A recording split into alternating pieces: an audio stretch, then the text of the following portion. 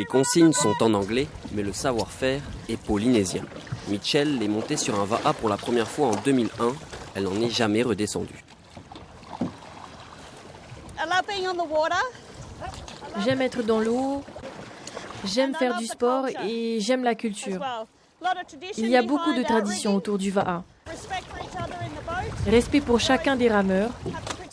On doit prendre soin du bateau et le bateau prendra soin de nous. Sur la côte ouest de l'Australie, il y a de la vie sous l'eau. Et comme souvent chez nous, c'est la houle du sud-ouest qui ramène les vagues. J'adore glisser sur les vagues. Surfer avec 5 autres personnes, c'est trop bien. On a de bonnes vagues ici.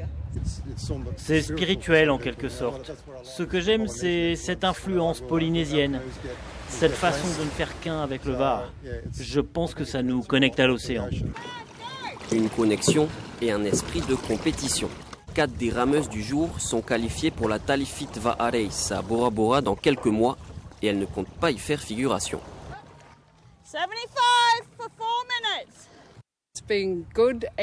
C'est une bonne session. On s'entraîne aussi dans un autre club le vendredi et le samedi. On a toutes nos propres vies. On travaille à des endroits différents. Donc se retrouver, c'est parfois compliqué.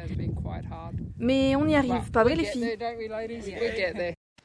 En attendant le mois d'avril et ce voyage en Polynésie française, les rameuses s'en tiennent à leurs habitudes, de la régularité, mais aussi et surtout de la bonne humeur.